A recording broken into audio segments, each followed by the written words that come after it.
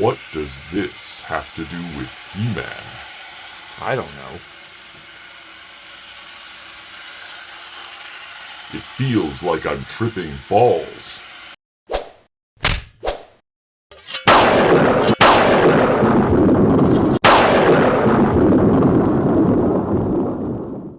I was doing some research and came across a passage, and from what the passage said, it could easily destroy us all.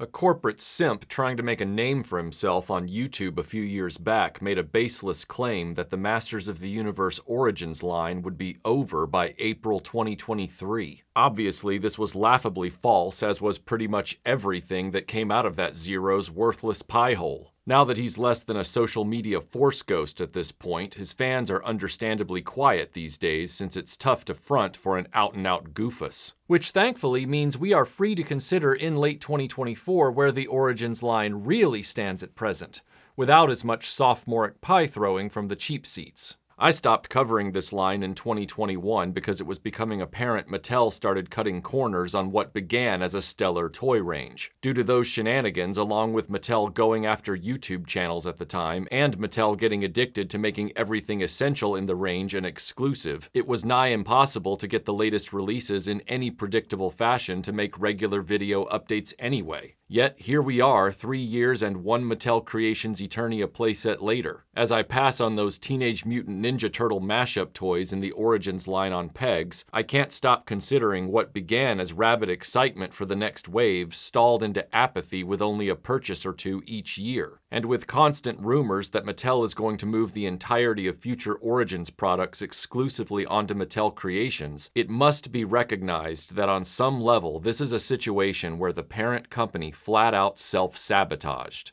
Let's take the Wayback Machine to 2021.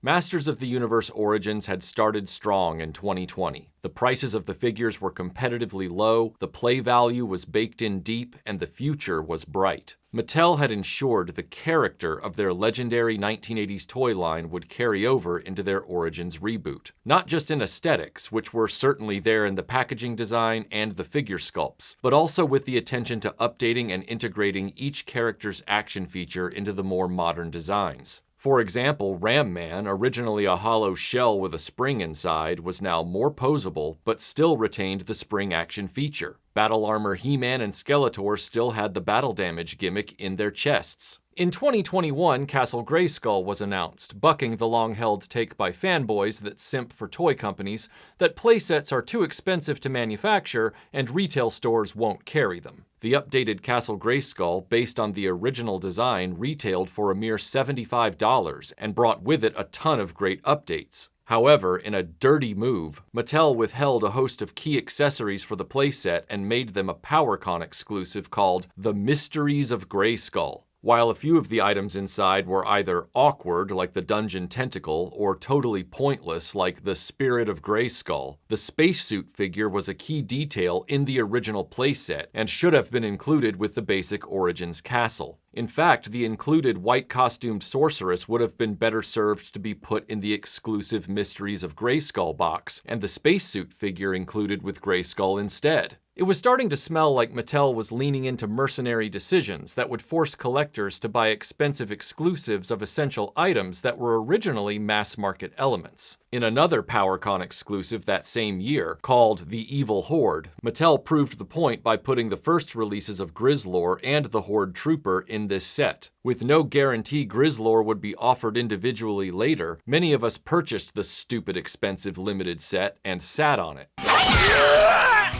To make matters worse, the version of Grizzlor that was included with the 4-pack was a rare variant of the vintage figure that up until a few years ago was casually referred to by collectors as Blackface Grizzlor. You are. He is. Meanwhile, in the standard range of toys, the general quality of the figures was holding its ground with the releases of Webstor and Stinkor, but alternative characters that weren't in the 1980s line were being given slots for the first time. Characters like Lords of Power versions of Beastman and Merman, and the Eternian Goddess. This meant that the coverage of the original 1980s line in Origins form was slowing down markedly in favor of some very weird choices by Mattel. And these choices were increasingly pimped out as Mattel Creations exclusives as well. Initially with appropriate figures like Mini Comics Triclops, but this would soon change. Those variants that would be more appealing to ride-or-die He-Man fans and should have been exclusives were earmarked for retail release, while essential figures were being held back for Mattel Creations. This began with the standard Grizzlor in 2022. Apparently, Mattel Creations decided Grizzlor would never be available to the general public, and so that core member of Hordak's gang was withheld behind exclusivity yet again. This would be followed later that year by an exclusive Woundar, an update on the infamously rare mail-away figure from 1982. A figure that was almost unknown when we were kids and now a grail item for many He-Man fans remained limited and exclusive. Arguably for this character it was appropriate to do so, but this only added to the frustration of getting characters that were of higher desirability. What Mattel did choose for retail pegs at the time would only accelerate buyers' loss of patience with the Origins line. Mini Comics Stratos, who I've referred to many times as Naked Stratos, rivaled Lando Calrissian as the warmest peg warmer in recent memory. If ever there was a character that should have been an exclusive and not mass market, it's this decision-making disorder of a product. Replace Naked Stratos with Woundar in the retail range, and the Origins story from here on out might have fared far better. At least 3 of the figures in the wave, Sorceress, Jitsu, and Buzz-Off, moved the Origins completion of the original line a respectable step forward. Wave 8 is where the wheels started coming off the Origins wagon. Mattel opted to waste 2 figure slots with Anti-Eternia He-Man and Sunman at retail. So in the same wave, Mattel managed to give us a legitimate black character that wasn't from Masters of the Universe, and a Masters of the Universe character in blackface. You are. He is. Sunman was a character from a completely different toy line in the 80s, who had also been a Mattel Creations exclusive at the same time. So they gave collectors a triple dip on Sunman, with 2 chances to get him at retail if they missed the exclusive. But Grizzlor? Not a chance. Kill me! Please kill me! Shut up! Now the viable 80s characters are down to 2 slots, Clawful and the Horde Trooper. Wave 9 threw the 2000X He-Man and Skeletor at us when the rest of the 1980s roster was still far from complete, only delivering Mantenna alongside Pighead, a Sunman villain. We would get Leech as a deluxe the same year, and it should be noted that to date, the deluxe figures in the Origins line have remained on point in reflecting the 1980s range of figures. However, the deluxe lines were also starting to showcase a Mattel that was scaling back its ambitions with the Origins range. Leech no longer had the suction pump button on his back, and it was now a standard weaker suction cup on his face. Snout Spout sacrificed the integrated water blaster in his torso for a chintzier water bellows backpack. Yes, the gimmicks were still there technically, but the implementation was hardly as high effort as Ram Man. More figure slots were wasted with Sunman characters and mini-comic variants, while Whiplash and King Randor finally managed to shoulder their way into the roster. I'm very important, Along with a cartoon repaint of Teela coming with Zoar, which would end up being a waste of time, but we'll get back to that later. Wave 11 was where the bottom fell out of my hopes the Origins line might rally. With the release of Cobra Khan and Ratlor, the ship hit the iceberg. Cobra Khan was one of my favorite figures in the 1980s line, with his simple yet effective and infinitely fun spray bottle head. This was an easy gimmick to recreate, and I can prove it because they did it with Dragon Blaster Skeletor 2 years later in 2023. But here with Cobra Khan, they launched into a trend of terminally low effort with the Origins figures. Instead of the spray effect, Mattel simply provided a massive green plastic snot ball to stick in his mouth. Ratlor, who also had a great gimmick in the vintage line with the spring-loaded neck, was handed a design layup, where they just threw in an inert neck extension piece you swapped out. This was the defining level of lame that would put its stamp on the Origins range to the present day, all while per-unit prices of individual figures continued to rise. Less for more was becoming the name of the game here. At this point, Mattel gave in to their addiction to the Snake Men, making an entire range of snake-themed figures that never appeared in the 1980s lineup, many of which were only present in the 2000X line. Keep in mind, the 1980s range of characters remains unfinished, yet even now, more Snake Men characters appear on pegs at retail. They might as well just rename this line Serpents of the Universe. Snakes. Why did it have to be snakes? As the main line of Origins was sinking into mediocrity, the release of some anticipated deluxe figures, specifically Mosquitor, Buzzsaw Hordak, King Hiss, Snakeface, Terror Claws Skeletor, Dragon Blaster Skeletor, Flying Fist He-Man, and Thunder Punch He-Man were a welcome sight. Unfortunately, Thunder Punch He-Man was denied his original ring cap assembly, but I knew that would never fly today. Toy companies these days are afraid of almost everything. King Hiss was the only figure where the pop-off parts improved on the vintage. Snakeface, on the other hand, was another example of Mattel deleting the mechanism for a lame part swap. And the aforementioned Snout Spouts gimmick was cheaply reconfigured. But overall, deluxe figures were a win because they were still delivering original 1980s Masters of the Universe characters. However, 2023 also saw the arrival of the Road Ripper with Mechaneck, a duo of disappointment. The Road Ripper no longer had the ripcord feature, and Mechaneck was treated like Ratlore, with plug-on neck extensions. It was seriously weak. That's not to say all things Origins in the creature and vehicle categories were letdowns. Prior to this, we'd seen excellent updates on the Land Shark, the Wind Raider, the Roton. This new Roton, it's so fun, watch as I... No! Stridor, and even a flocked Panther. There was also this crazy Target exclusive of a battle-ravaged He-Man and Battle Cat, which was weird, but cool too, I guess. So in 2023, as the figure line performed an epic pratfall, the creature and vehicle range continued with Screech, with a strange, pointless variant of Skeletor, and the uniformly excellent update on the Talon Fighter. The Talon Fighter on the Point Dread playset also had this problem. Now I'm going to review this vehicle in depth in a future video. Hey, me from the past! You never did it, you dumb shit! That year also saw the launch of the Snake Mountain playset, which most of us can agree was a welcome upgrade from the empty and nearly featureless vintage original. Predictably, the vintage voice changer mechanism was removed, and an added floor level was put in its place, including a prison cell, Skeletor's throne, an expanded creature swamp, more robust outer bridges, and more durable manacles to improve the vintage versions that always broke off. Oddly, the net was removed, which means the front gate and trap door are a one-way ticket to the Death Swamp. For welcome guests, a rickety ladder is now provided to access the lower level and enter the fortress. Skeletor, it's me, Trapjaw. It's not He-Man. Can you, please bring over the ladder so I can come in? Just because you're not He-Man or one of my other enemies doesn't mean I invited you here, does it? Or theoretically, they can use the lower cave entrance. And before you claim with your false memories that they deleted the creature hand puppet, the creature puppet came with Hordak's Fright Zone, not Snake Mountain. There was another creature puppet that came with Sektar's Hive, but that's a totally different toy line for a completely different video. The playset's throne doesn't really want to stay on its floor peg, and the redesign of the giant snake is very strange, with no painted details like the original, and this awkward finned collar on it that doesn't look organic at all. All I'm saying is, this snake needs a circumcision. It had no face, no personality.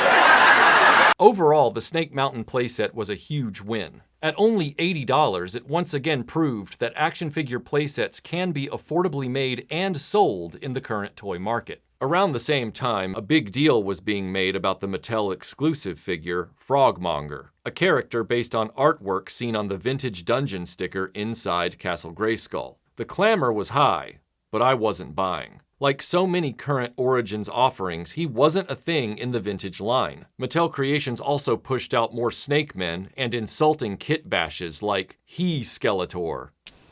That is one big pile of shit. He might have looked like Faker, but Faker was a real 1980s Masters of the Universe figure, and this He Skeletor is the real fake. 2023 was also the year of the $40 Moss Man, when most deluxes ranged from $20 to $25 at most. When you consider that the recent Adam and Cringer Origins set was $10 less than Moss Man on his own, and that comes with 2 fully articulated figures, it's evident Moss Man could have been a standard figure, since the original version only came with the mace and none of that other crap. The way that was handled by Mattel is a real slap in the face. With Wave 12, the 1980s roster went down to 1 figure out of the 4 in the wave. This time we received Tongue Lasher, also with a deleted gimmick. No longer a flicking tongue, now just a plug-in accessory. The rest of the wave was comprised of Nothing Burger alternate character variants and Sunman figures. Unlucky number 13 dished up the first wave without a single 1980s character in the group. Yeah, I know Slamurai was allegedly supposed to be a 1988 figure that was never made, but close doesn't count. Not when there are still notable absences of vintage characters in this range. Wave 14 continued the hard-on for the Snake Men, but did deliver Squeeze and, finally, Spikor, the latter of which wasn't even provided his extending attack trident, as Mattel once again cheaped out with a plug-on accessory. This year, die-hard He-Man collectors received their Mattel Creations crowd-funded Eternia playset, a slightly larger than 1-to-1 recreation of the original playset with a shocking level of accuracy. This behemoth of a product never made sense to me, even in childhood. Feeling more like a theme park than an actual He-Man location, I never had any interest. However, I would have been happy for the original buyers of the playset had the price been comparable to other Origins products. But at $550 when the previous playsets had been basically $80, it felt like opportunist gouging by Mattel. When you consider that the vintage Snake Mountain retailed for $40 and the vintage Eternia retailed for $90, the price of Origins Eternia mathematically would come out somewhere around $180. Even adjusting for shipping costs, materials, and general inflation, claiming that playset should be $550 seems like outright theft. The entire situation around the Origins Eternia's pricing still seems shady to me. If you want the ultimate look at both Eternias, check out Scuba Pete's amazing comparison review over at Chasing 80s Toys. There's a link in the video description below.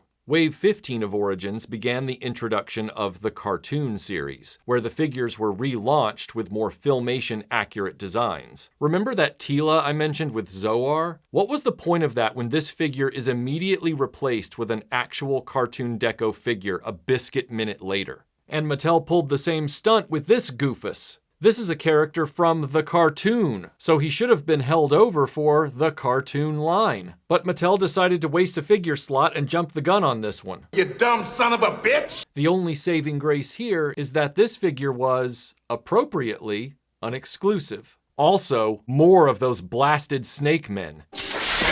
And now they're off to the races with cartoon variants, while the original 1980s line remains incomplete in Origins form. When you consider that Origins wasted so much time getting distracted by obscure variants of characters and putting all their attention into the retconned adoption of Sunman into the line midstream, and now they're off to the races with the cartoon variants while the original 1980s line remains incomplete in Origins form, you have to wonder what Mattel is smoking. The most recent 3 1980s characters they released, Rock-On, Cyclone, and Extendar, were all locked behind Mattel Creations' limited exclusivity. And when I look at a figure like Rock-On, I have to ask myself why they didn't simply make that a 2-pack with Stondar just to knock those out. It's like having Topspin without Twin Twist. It's a pointless, avoidable gap. Also, the new Rock-On has a terrible rock transformation when compared to the original. Not sure why Mattel couldn't even get that correct. Meanwhile, vintage characters that are still missing from the range include the aforementioned Stondar, Dragstore, RetroBlast, Multibot, Modulok, Hurricane Hordak, and an early major mainstay of the figure line, Too Bad. As I was working on this video, Mattel did finally announce Modulok. But oh no! To add grievous insult to injury, Too Bad was included in the cartoon range of Origins as a San Diego Comic-Con exclusive. So not only did this character finally get a release, but it wasn't even in the proper vintage figure style, it was a convention exclusive, and it was $50. And if that's not enough, the most recent creature released was Night Stalker, and he's, surprise surprise, a Mattel Creations exclusive. Mattel has turned Origins into a low-rent catch-all of bad ideas. This started almost immediately when they launched the Masterverse line that competed directly with Origins at retail, creating massive cross-brand confusion. In a further demonstration of their low-priority policy with Origins, they made wrestling mashup figure sets, brought in the Sunman range, and put more of their development budget into He-Man figure variants that went to mass retail where they didn't have the level of appeal Mattel anticipated, while figures that the casual fan would have wanted that had already proven themselves appealing to kids in the 1980s have been increasingly locked behind Mattel's exclusive web portal. In short, their strategy quickly went ass backward, with the creature and vehicle releases drying up to the extent we'll likely never see an attack track or battle ram, along with the ADHD grade shift in focus to cartoon and Ninja Turtle themed products. Origins is truly a line that could have been mighty, but started falling within 18 months of its launch. Personally, I'm only holding out for vintage-styled Too Bad and RetroBlast. If those ever get released, that will be the end of my interest in this line. And don't even attempt to say Mattel still sees the Origins line as toys for kids. That would have been great. It started out that way.